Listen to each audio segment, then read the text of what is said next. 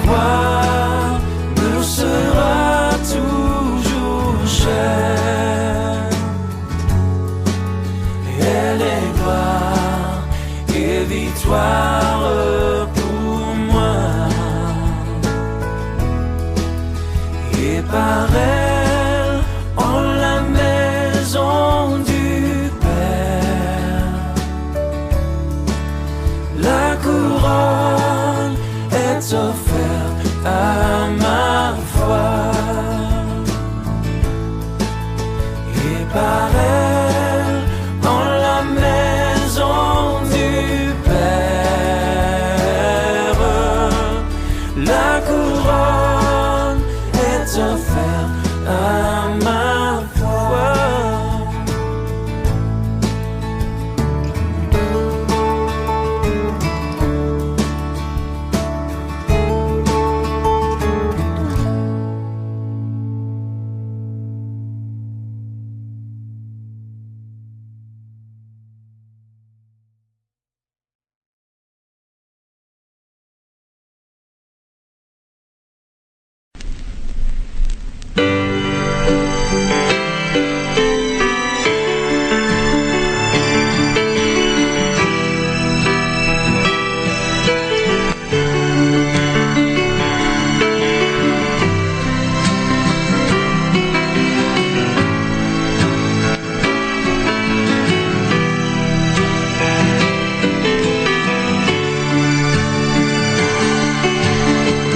Quelque chose s'est passé dans ma vie. Quelque chose a bouleversé ma vie. Fort comme un ouragan, simple comme une fleur au printemps, doux comme le sourire d'un enfant. Quelque chose s'est passé dans ma vie. Quelqu'un a éclairé la nuit où je vivais. Je ne le connaissais pas. J'ai entendu sa voix. Je lui ai dit, me voici. Je sais que Jésus est venu. Sur la terre il a vécu, comme aucun homme il a souffert, parce qu'il était sans péché. Dieu nous a tant aimés, son Fils il a donné. Par sa mort nous avons la paix. Je sais que Dieu est tout puissant pour garder ses enfants, même au milieu de tourments. Dans les derniers temps, il a fait le ciel et la terre. Pour eux, il a ouvert la mer. Il a fait tout l'univers.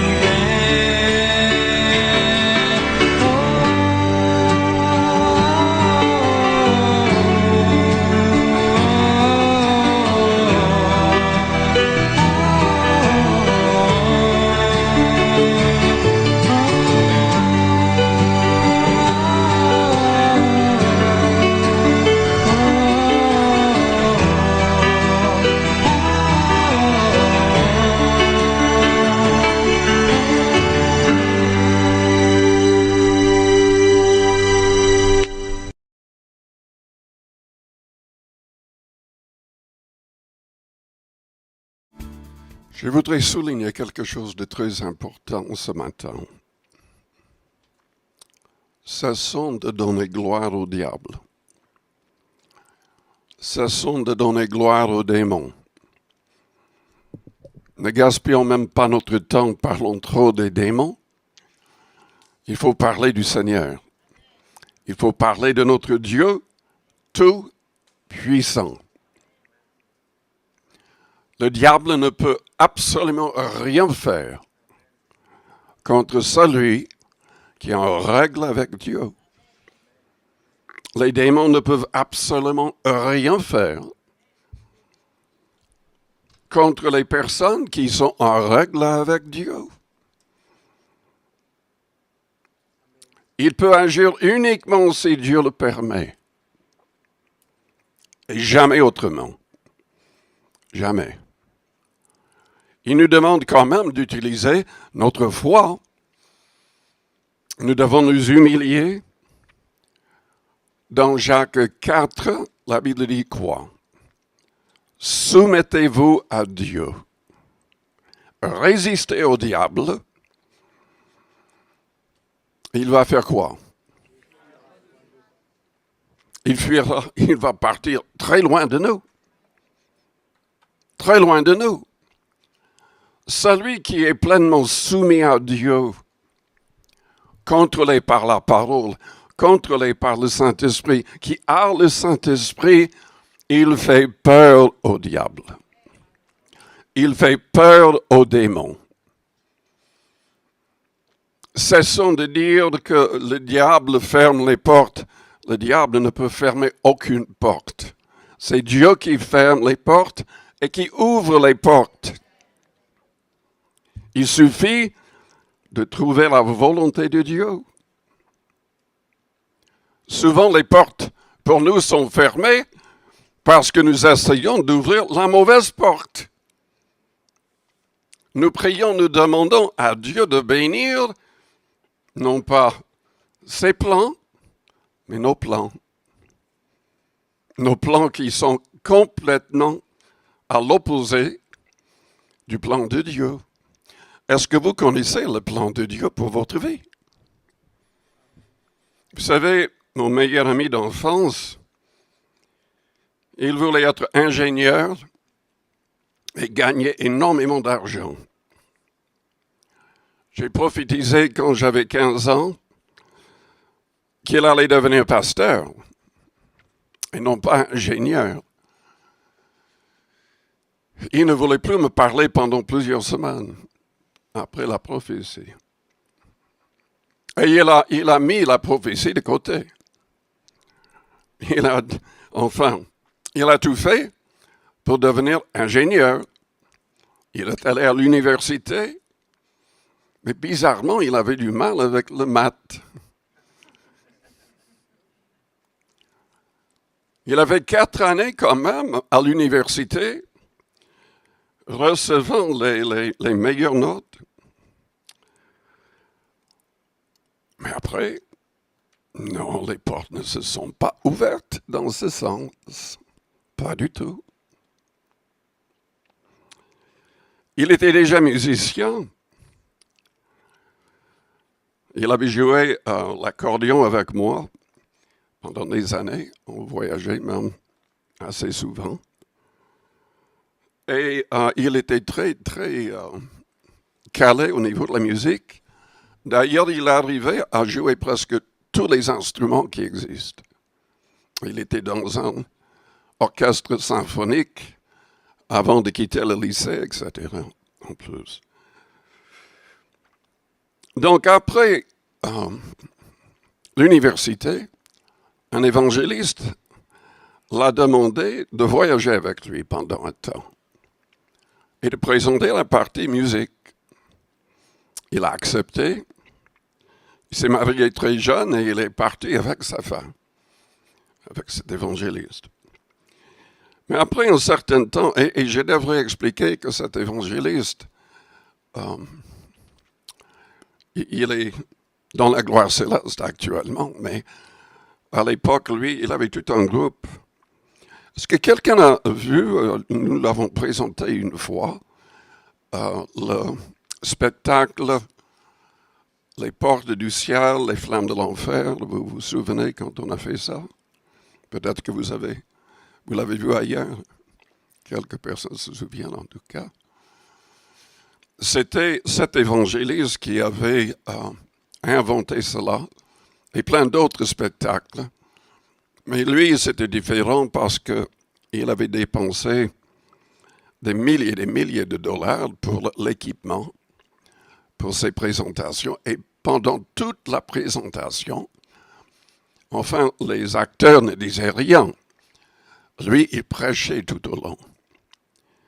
Et il y avait énormément de gens qui se convertissaient partout où il présentait ces choses.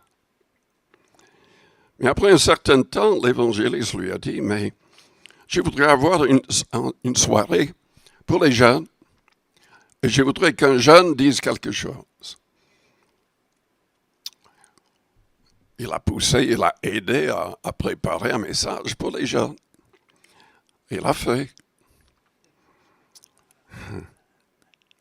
Et petit à petit, après un temps, il était invité à être responsable pour toute la musique dans l'église où je me suis converti. Et là, la porte s'est ouverte pour qu'il travaille avec les jeunes, etc. Finalement, quelqu'un l'a contacté parlant d'une église dans la ville de Grand Rapids, au Michigan, qui n'avait pas de pasteur. C'est une église complètement par terre en quelque sorte, parce que le pasteur avant a eu des querelles avec d'autres responsables. Et il est parti de l'église en prenant la moitié de l'église pour commencer un autre. Et ce qui restait, ils avaient le bâtiment, mais moins de 100 personnes. Il a accepté de devenir pasteur de cette église, sans formation d'une école de théologie. Mais le Seigneur l'a formé lui-même. Il dépendait du jeûne et de la prière. Et en 25 ans de ministère dans cette église, ils étaient obligés de changer de bâtiment. Ils ont acheté 12 hectares de terrain. Ils ont fait construire un premier bâtiment pour 1700 personnes que le Seigneur a rempli 5 fois le dimanche. Pendant ces 25 ans, presque tous ces 25 ans, il prêchait 5 fois chaque dimanche. Ensuite, ils ont fait construire un bâtiment avec plus de 6000 places. Et ils ont commencé une école où ils avaient 2000 étudiants tous les jours. Il a laissé ça avec un autre pasteur. Et ça montre que nos plans ne sont pas les plans de Dieu. Il faut accepter son plan. Lisons dans Job, le livre de Job.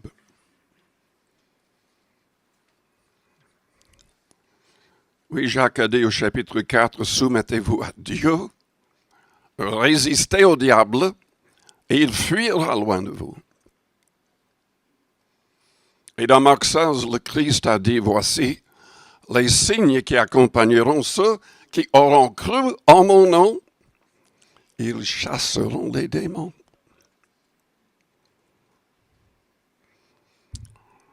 Vous savez, quand on est pleinement soumis à Dieu, pleinement sous le contrôle du Saint-Esprit, le simple fait d'entrer dans une salle peut faire fuir les démons. Ça peut faire réagir quelqu'un qui est possédé de démons. Scott, qui a commencé le mouvement des Assemblées de Dieu en France, il était à l'Angleterre. Il était en France uniquement parce qu'il devait apprendre le français. Il voulait aller comme missionnaire en Afrique. Mais cet homme était tellement contrôlé par le Saint-Esprit quand il faisait des missions. Quand il entrait dans la salle, s'il y avait des gens possédés de démons, il y en avait beaucoup parce qu'il y avait beaucoup de non-convertis qui venaient. Tous les gens possédés de démons, quand il entrait, tombaient par terre et commençaient à réagir comme des serpents ou sous la force des forces démoniaques. Et il n'aimait pas trop les chats. Donc en fait, il ordonnait au nom de Jésus-Christ que tous les démons sortent et aillent dans les champs de la ville. Et vous savez que les gens disaient, mais ils voyaient les chats courir bizarrement partout dans la ville. Les démons, le diable, devraient avoir peur de nous. Nous ne devrions pas avoir peur des démons. Dans Job, lisons à partir du verset 6, chapitre 1er. Or, les fils de Dieu vinrent un jour se présenter devant l'Éternel, et Satan vint aussi au milieu d'eux. L'Éternel dit à Satan, « D'où viens-tu » Et Satan répondit à l'Éternel de parcourir la terre et de m'y promener. L'Éternel dit à Satan, « As-tu remarqué mon serviteur Job? Il n'y a personne comme lui sur la terre. C'est un homme intègre et droit, craignant Dieu et se détournant du mal. »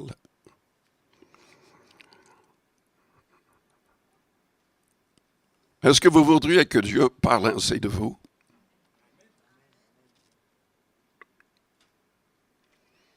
Satan répondit à l'Éternel, « Est-ce d'une manière désintéressée que Job craint Dieu? Ne l'as-tu pas protégé, lui, sa maison, et tout ce qui est à lui? Tu as béni l'œuvre de ses mains, et ses troupeaux couvrent le pays. Mais étends ta main, touche à tout ce qui lui appartient, et je suis sûr qu'il te maudit en face. » L'Éternel dit à Satan, « Voici tout ce qui lui appartient, je te le livre. Seulement ne porte pas la main sur lui. » Et Satan se retira de devant la face de l'Éternel. Vous remarquerez que Job était protégé. Satan ne pouvait pas le toucher jusqu'à ce que Dieu donne la permission de le faire. Tout ce qui se passe dans notre vie n'est pas simplement parce que le diable ou les démons nous attaquent. Dieu le permet pour toutes sortes de raisons. Mais il veut qu'on utilise la prière, la foi, le jeûne, qu'on se met en règle dans les moindres détails pour qu'il puisse de nouveau nous protéger. Si vous connaissez l'histoire de Job, une seconde fois, Satan s'est présenté. Il faudrait que j'explique que Job a perdu tous ses biens. Tout a été détruit. Toute sa famille, à part sa femme, tous ses enfants ont été tués. C'est quand même difficile à imaginer, à comprendre pourquoi Dieu a permis cela. Mais il a permis.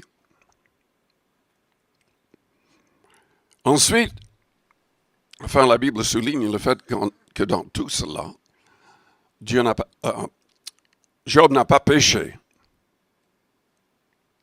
Il a continué à donner gloire à Dieu quand même.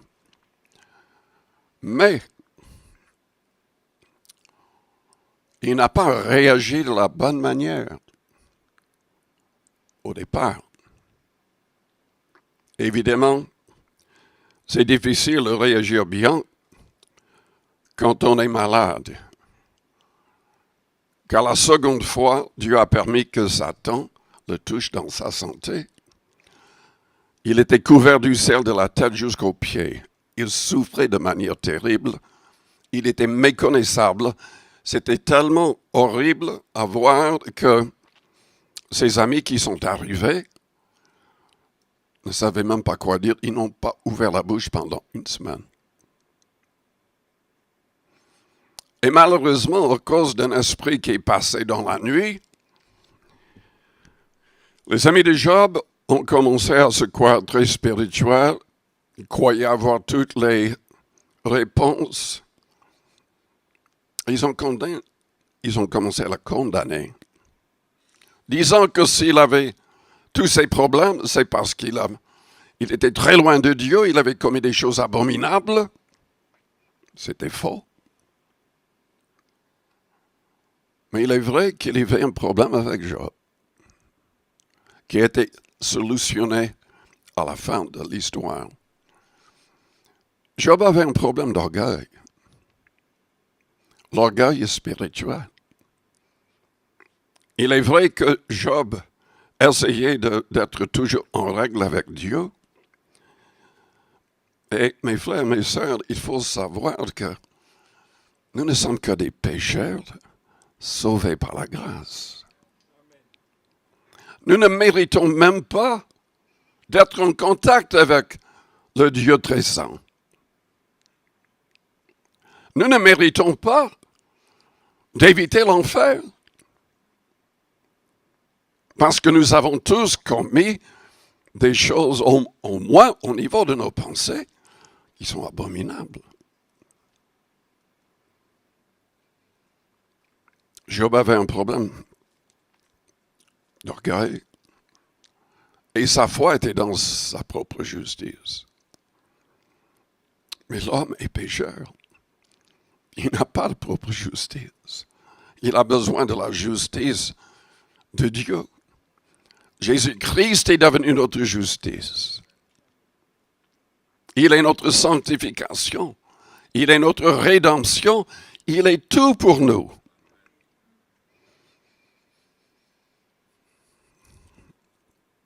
Quand Job s'est rendu compte de cela, parce que Dieu lui a parlé, Dieu a repris ses amis qui disaient n'importe quoi aussi. Quand Job s'est repenti et quand il a accepté de pardonner à ses amis, Dieu l'a guéri. Et Dieu lui a donné 2 fois plus de choses qu'il n'avait au départ. Au niveau de famille, richesse et tout. Mais je voulais souligner le fait que le diable ne peut pas, en tout cas d'après cette histoire, il n'a pas le droit de toucher à celui qui est l'élu de Dieu. Dieu protège. S'il permet que des choses mauvaises nous arrivent, c'est parce qu'il veut nous façonner davantage à l'image de Jésus-Christ. C'est parce qu'il veut que nous soyons sauvés. Si Pierre a dit dans 2 Pierre chapitre 3 que Dieu use de patience envers nous, nous voulons qu'aucun périsse, mais que tous arrivent à la repentance, écoutez-moi bien. C'est parce qu'il y a plein de gens qui croient en Dieu, mais qui ne seront pas sauvés, à moins d'arriver à la repentance. Si vous ne changez pas de vie complètement, vous ne serez pas sauvés. Selon 2 Corinthiens chapitre 5 au verset 17, ceux qui sont en Christ, tout a changé dans leur vie. Tout a changé. Est-ce que tout a changé dans votre vie? Est-ce que Jésus est vraiment le Seigneur de votre vie?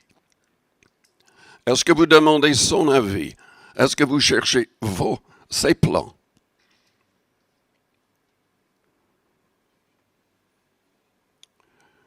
Lisons dans Matthieu 12.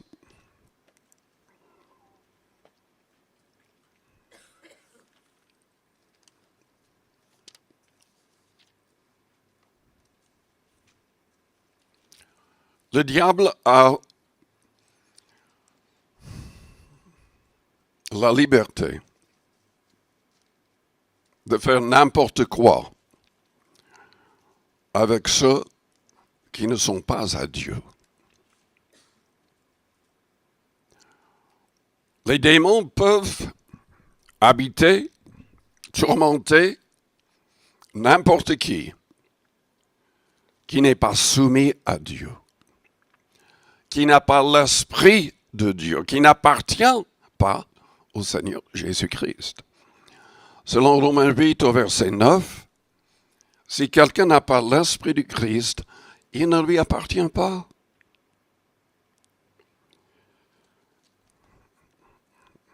Nous ne pouvons pas chasser les démons, à moins d'avoir le Saint-Esprit.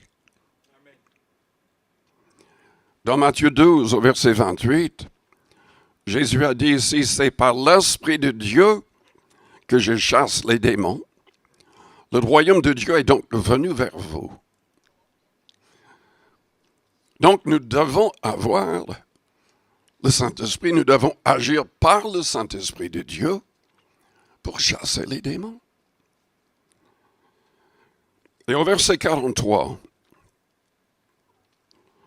nous lisons, lorsque l'esprit impur est sorti d'un homme, il va par des lieux arides, cherchant du repos. Il n'en trouve point. Alors il dit, je retournerai dans ma maison, d'où je suis sorti. Et quand il arrive, il la trouve vide. J'ai saclé ce mot-là dans ma Bible. Balayé et orné. Ce n'est pas assez d'être délivré des démons.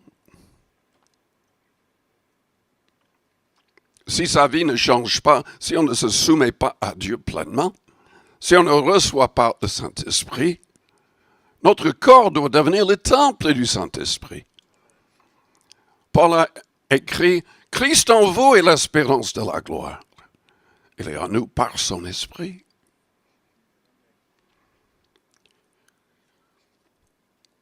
Mais si l'esprit qui est parti d'un homme, qui a été chassé, il revient, il trouve que la maison, le corps de la personne est vide, bien que balayé, orné. Il s'en va et il prend avec lui cet autre esprit, plus méchant que lui. Ils entrent dans la maison, s'établissent, et la dernière condition de cet homme est pire que la première. C'est une des raisons pour lesquelles il n'est pas sage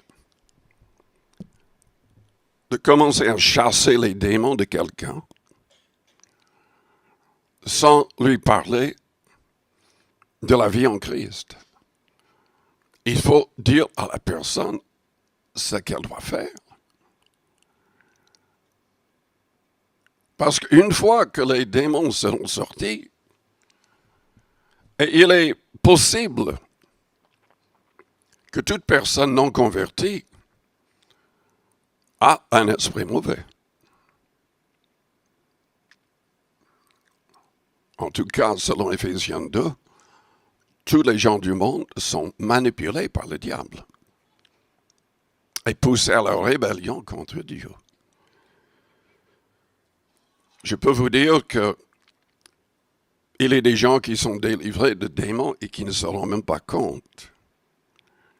Parce que le simple fait d'entendre une musique chrétienne loin du Saint-Esprit fait fuir les démons.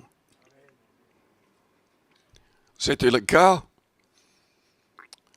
quand Saül a été tourmenté par un esprit mauvais.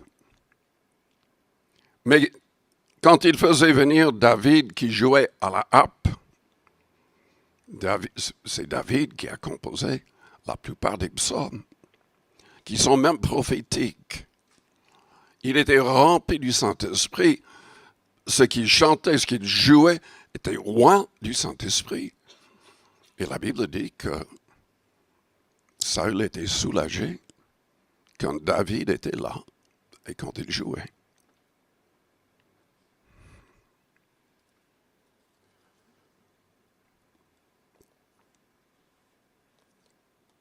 Donc, il y a sans doute beaucoup de gens qui viennent dans nos réunions. Et quand, par la musique, ils sont souvent délivrés. Je me rappelle que, enfin, dans l'église où je me suis converti, c'était une grande église, on avait 2 chorales. Il y avait une chorale qui chantait le matin, dimanche matin, et la chorale des jeunes qui chantaient tous les après-midi, les dimanches. On avait 65 personnes dans la chorale des jeunes. Et on prenait le temps de prier en langue. On était même invités souvent dans d'autres villes, même dans d'autres pays pour chanter. Et souvent, dans les chœurs, on passait toute la nuit priant en langue. Et je me rappelle, nous avons chanté dans un palais de congrès à Détroit. Il y avait plus de 5000 places, c'était rempli. Et quand nous avons chanté plusieurs cantiques, sans qu'il y ait un message ou invitation, les gens ont commencé à pleurer et à s'avancer vers le devant, demandant la prière. Le Saint-Esprit peut agir au travers de la musique.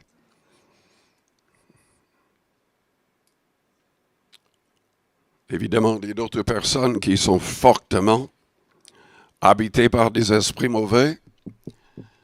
Et selon le Christ, dans Matthieu 17 au verset 21, quand il y a des esprits mauvais très forts, nous devons jeûner et prier afin de pouvoir les chasser. Si vous avez un problème vous-même, c'est bien de jeûner et de prier. Je vous ai parlé plusieurs fois du pasteur Lauré, qui en prison savait qu'il était habité de démons. Il n'y avait personne présent pour prier pour lui. Il a jeûné 40 jours. Le Seigneur l'a délivré, l'a sauvé. Il est devenu pasteur après.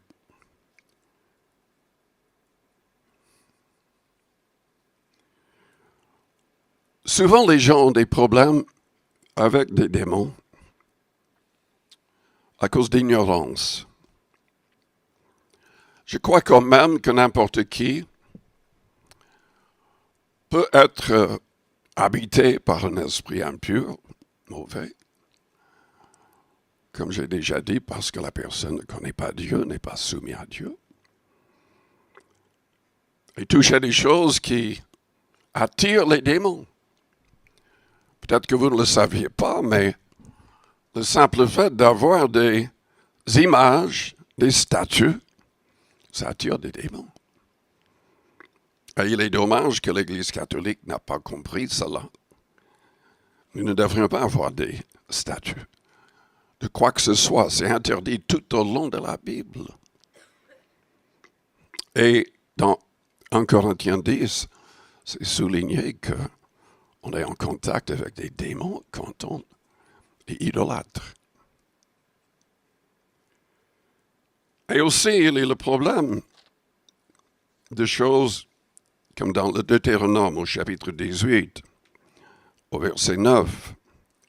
Beaucoup de gens touchent à ces choses sans savoir que c'est une porte ouverte pour être troublé par des esprits mauvais.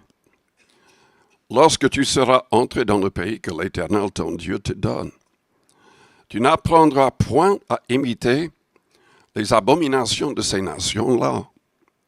Qu'on ne trouve chez toi personne qui fasse passer son fils ou sa fille par le feu.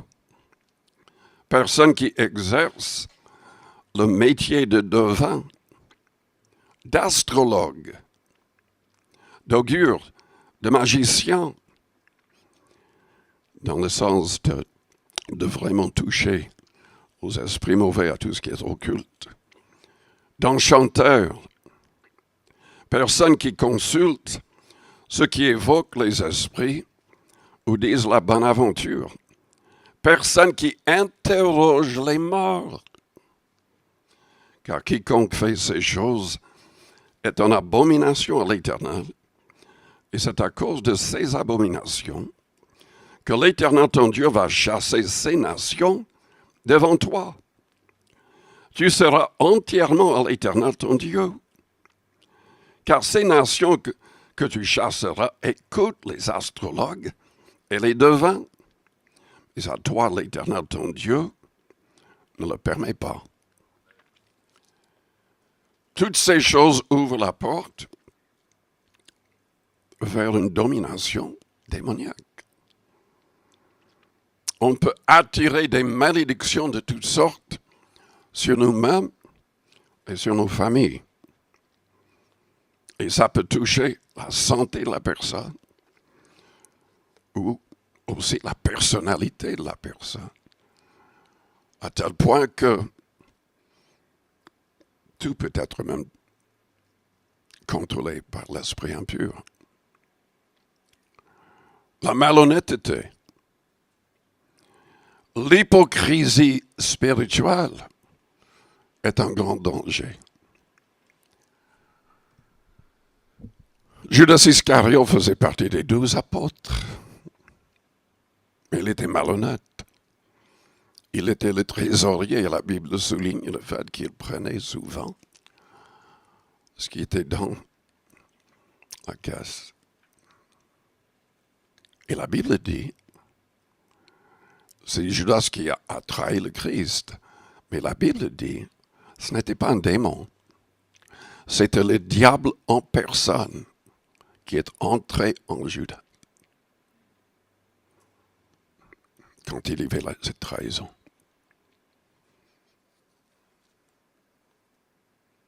Beaucoup de gens sont troublés par le diable et les démons par ignorance.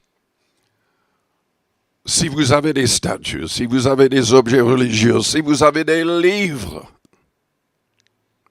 qui sont en contradiction avec la Bible, détruisez-les. Ne gardez rien chez vous parce que ça attire la malédiction, ça attire des esprits mauvais. Quand j'étais pasteur aux États-Unis, il y avait toute une famille qui s'est convertie. Mais c'était une famille qui avait touché vraiment aux choses occultes. Et ils avaient essayé de détruire tout, comme on enseignait. Mais quand même, ils nous ont dit, mais il y a des manifestations démoniaques à la maison. Les enfants voient les démons et ont peur. Et il expliquait que même la télé s'allumait et c'était même pas branché à l'électricité. Toutes sortes de choses bizarres. En visitant, le Saint-Esprit a dirigé le groupe vers un objet, une trompette.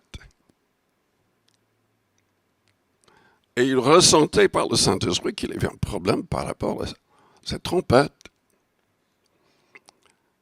Et quand on a posé la question à la famille, en fait, ils avaient fait beaucoup de réunions de spiritisme dans leur maison. Et ils avaient utilisé cette trompette comme partie de ces séances.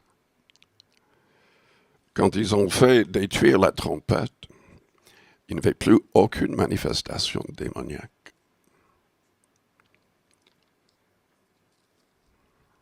Il y a aussi le problème de gris-gris, soi-disant porte-bonheur.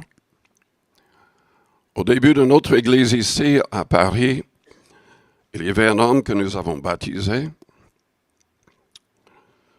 qui n'a pas écouté. Et vous savez, malheureusement, il y a des gens qui ne comprennent vraiment pas. Je suis troublé par des vidéos que je vois concernant surtout des pasteurs en Afrique. On se demande vraiment ce qu'ils ont reçu comme enseignement. Ils veulent à tout prix la puissance. Malheureusement, ce n'est pas la puissance du Saint-Esprit qu'ils reçoivent. Ils vont chez les marabouts, chez les sorciers, tout en se disant chrétiens et pasteurs. Ne comprenons pas que cette puissance-là ne libère pas les captifs. Il donne des démons en priant pour les gens. Il donne des démons. Il y en a en France, à Paris et en banlieue qui font exactement cela. Sans se rendre peut-être même pas compte. Mais c'est la réalité. Dans 2 Corinthiens chapitre 11, Paul a dû lutter avec de faux apôtres. Et il disait que ces apôtres n'étaient pas simplement des gens qui avaient mal compris. Il disait, ce sont des serviteurs du diable, transformés comme le diable en ange de lumière. Serviteurs. Et il a dit que ces gens enseignaient en faux Jésus. C'est-à-dire, si vous tordez les paroles du Christ, si vous présentez un nouvel évangile, toujours parlant de Jésus-Christ, comme si ça venait de lui, vous prêchez un faux Jésus. Et il a indiqué qu'il donnait un esprit qui n'était pas le Saint-Esprit de Dieu. C'est la raison pour laquelle nous disons assez souvent, ne permettez pas que n'importe qui prie pour vous. Il faut être dans une église qui est fidèle à la sainte doctrine, où les gens abandonnent réellement le péché, où leur doctrine, leur enseignement est vraiment ce que le Christ a enseigné.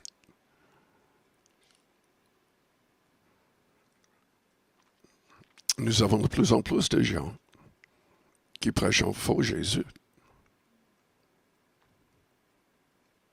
qui parlent du divorce, du remariage, de plein de choses que Jésus-Christ n'a jamais dit. Le Christ était sévère.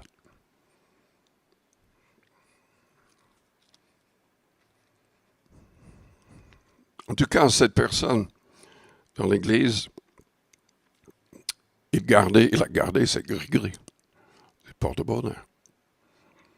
Et pendant la réunion, quand je prêchais, il est tombé par terre. Il ne respirait pas.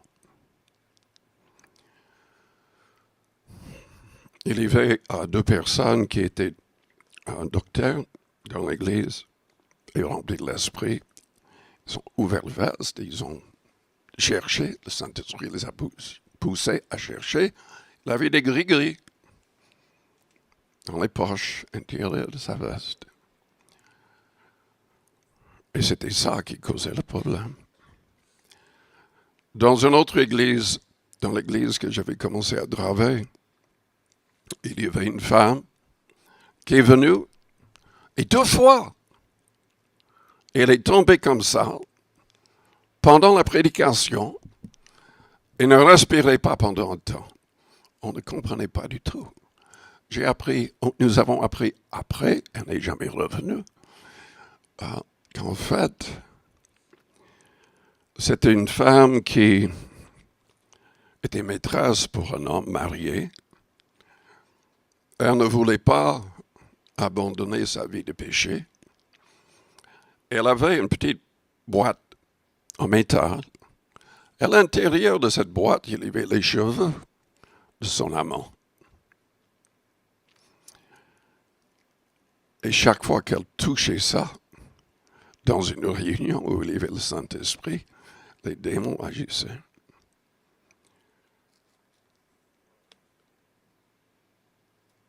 L'ignorance.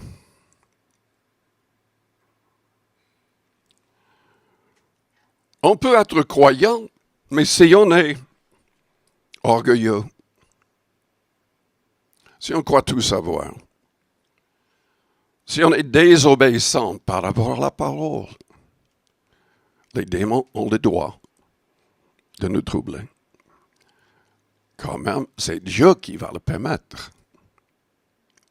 Lisons dans 1 Samuel chapitre 16.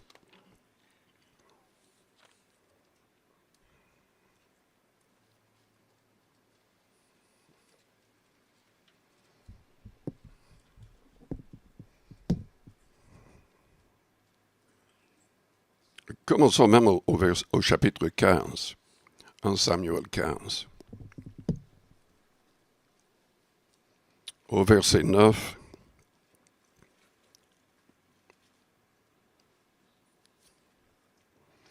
Mais Saül et le peuple épargnèrent Agag, qui était roi, les meilleures brebis, les meilleurs bœufs, les meilleures bêtes de la seconde portée, les agneaux gras et tout ce qu'il y avait de bon. Ils ne voulurent pas le dévouer par interdit et ils dévouèrent seulement tout ce qui était méprisable et chétif. Dieu voulait que tout soit détruit. Il avait demandé, ordonné que tout soit détruit. Il ne voulait rien de ce roi, de ce peuple, même des animaux, parce que tout était souillé, sans doute par des démons. On se demande souvent pourquoi Dieu a fait anéantir des peuples. Ils étaient dans des abominations où Dieu ne pouvait rien faire pour les aider, parce qu'il ne voulait pas que Dieu les change. Et Dieu devait les détruire pour que Israël ne soit pas souillé par eux.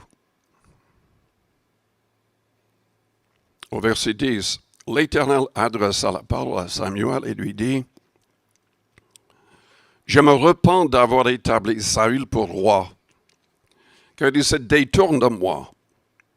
Et il n'observe point mes paroles. » Samuel fut irrité et il cria à l'Éternel toute la nuit. Il se leva de bon matin pour aller au-devant de Saül, et on vint lui dire, Saül est allé à Carmel, et voici, il s'est érigé un monument. Puis il s'en est retourné et passant plus loin, il est descendu à Gilgal. En fait, Dieu a dû dire à Samuel, mais cesse de prier pour cet homme. Je l'ai rejeté. Il ne sera plus roi en Israël. Et la Bible dit, c'est au chapitre 16,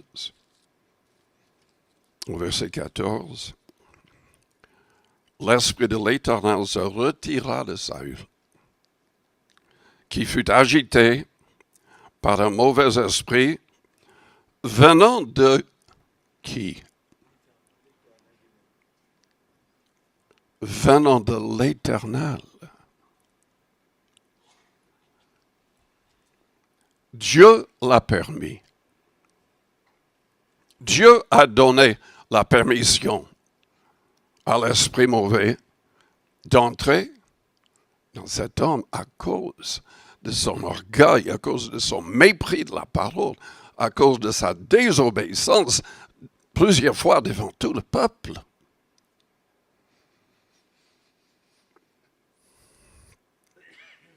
Les démons ne peuvent pas nous toucher.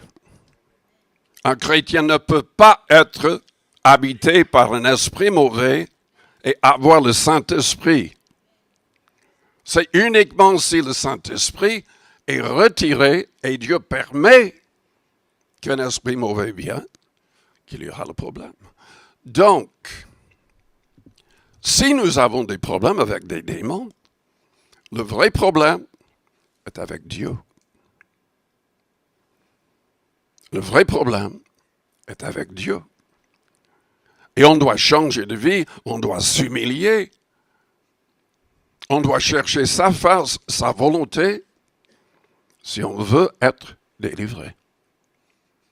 Et si on veut rester délivré, il faut rester soumis à Dieu.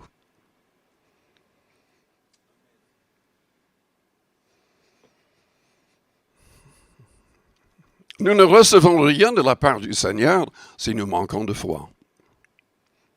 Nous ne recevons rien du Seigneur si nous ne voulons pas changer nos attitudes, acceptant d'aimer même nos ennemis et de pardonner.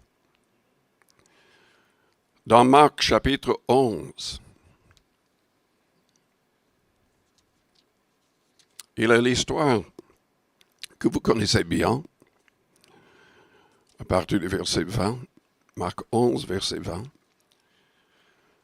Le matin, en passant, les disciples virent le figuier séché jusqu'aux racines.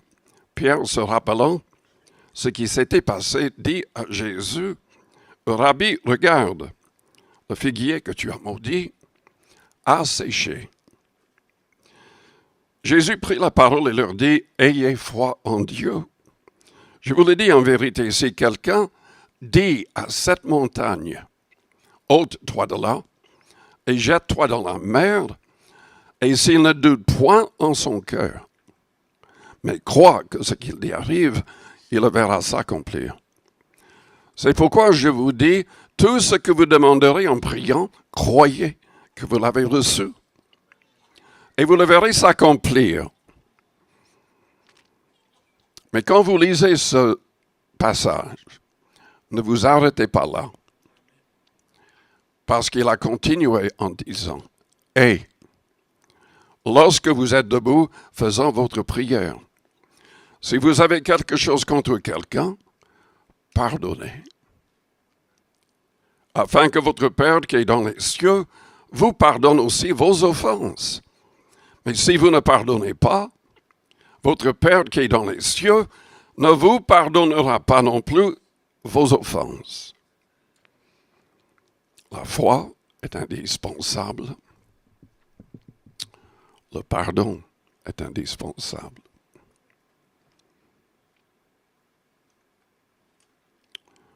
Notre problème, si nous en avons, seront toujours liés à Dieu. Quelle est notre relation avec Dieu? Sommes-nous en train de marcher selon son plan biblique? Sommes-nous en train de marcher en étant conduits par son esprit? Sommes-nous ouverts même à faire sa volonté? Est-ce que vous avez demandé ses plans?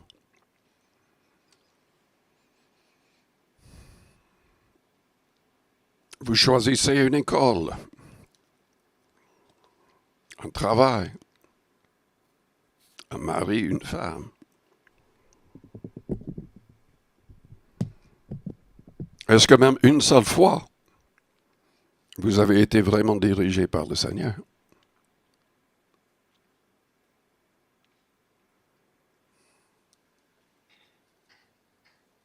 Dans 1 Jean, chapitre 4,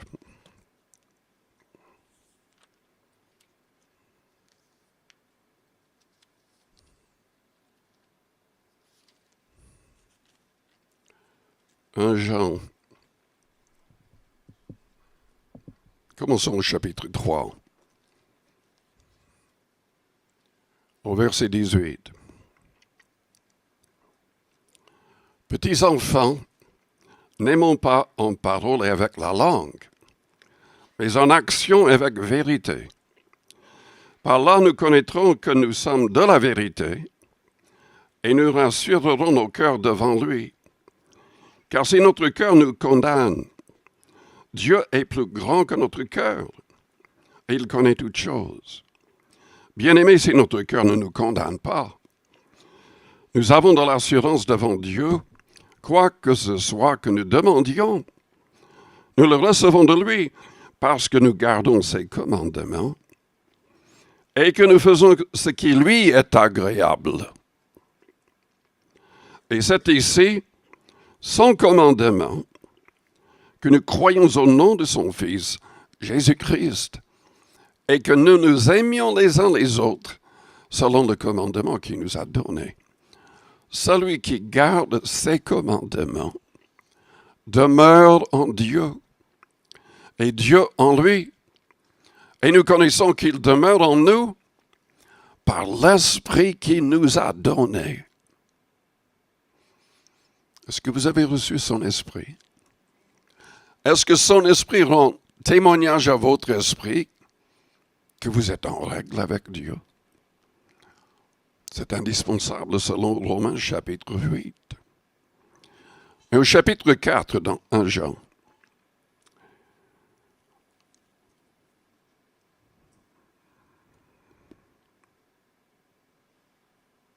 au verset 4, vous petits enfants, vous êtes de Dieu et vous les avez vaincus parce que celui qui est en vous est plus grand que celui qui est dans le monde. Le diable est le prince de la puissance de l'air, il a l'autorité dans ce monde. Mais celui qui est en nous, si on est un vrai chrétien, est plus grand que celui qui est dans le monde. Je vous invite à fermer vos yeux, à courber vos fronts. Avec les yeux fermés, les fronts courbés. Je vous pose la question. Est-ce que votre vie est en règle avec Dieu? Est-ce que vous avez la bénédiction de Dieu? Ou des malédictions? Parce que tout n'est pas en règle. Peut-être que vous êtes troublé par un esprit mauvais. Peut-être que vous êtes malade.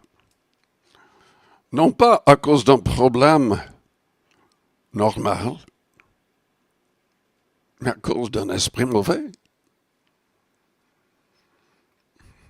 Il y avait des cas dans l'Évangile où Jésus a dû chasser des démons pour que la personne soit guérie. La maladie n'était pas normale. C'était lié à une présence démoniaque.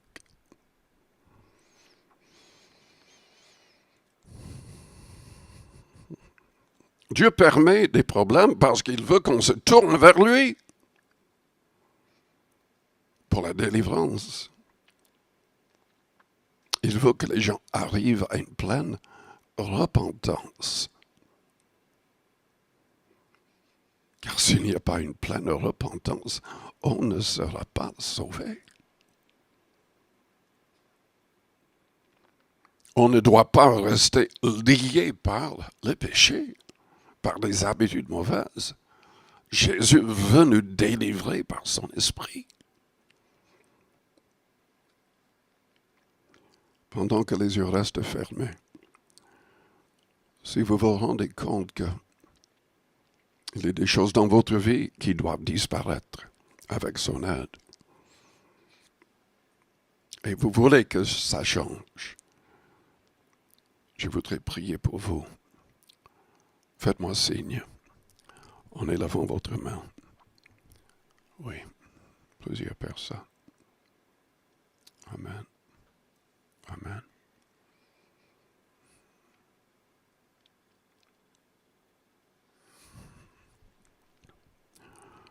Père Céleste, je prie pour les personnes qui viennent d'élever la main. Je prie pour toute personne dans cette salle. Nous voulons ta bénédiction, ta protection.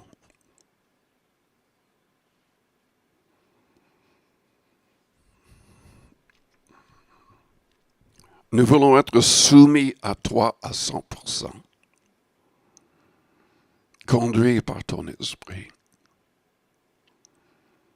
Mettons en pratique pleinement tous tes commandements. Aide-nous. Seigneur, délivre-nous du mal, du malin. Que ton Esprit Saint nous remplisse. Que notre maison ne soit pas vide, mais que nous soyons remplis de ton Esprit. Et que nous puissions serrer dans nos cœurs ta parole afin de ne pas pécher contre toi. Seigneur, saisis-nous par ton Esprit.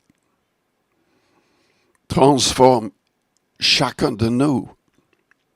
Façonne-nous, Père, dans l'image de ton Fils. Remplis-nous de son amour, de sa pureté,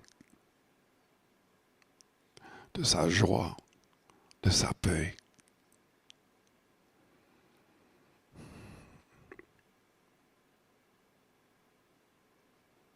Versez là ce que chaque personne dans notre Église mette sa vie en règle. Que les personnes qui ne sont même pas encore baptisées d'eau fassent le nécessaire rapidement. Celui qui croira, qui sera baptisé, sera sauvé. Nous ne pouvons pas, Seigneur, ne pas accepter ce que tu as demandé.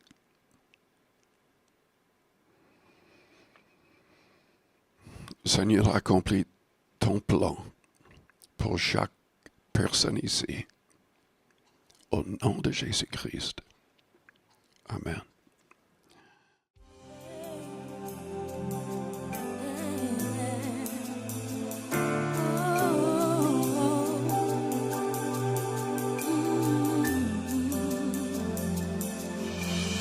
Prosterné devant toi, devant toi,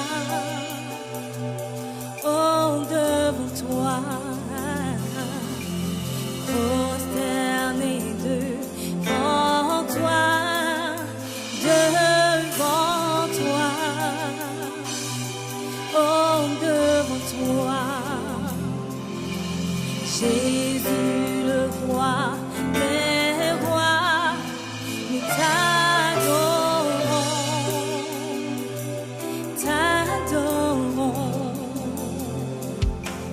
Jésus le roi des rois,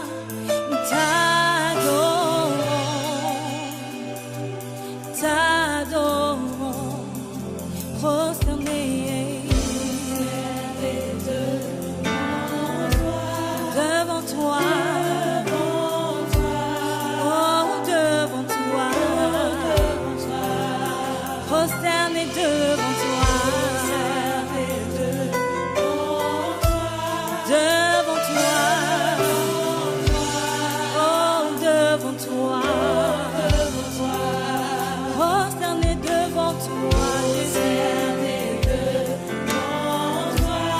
devant toi,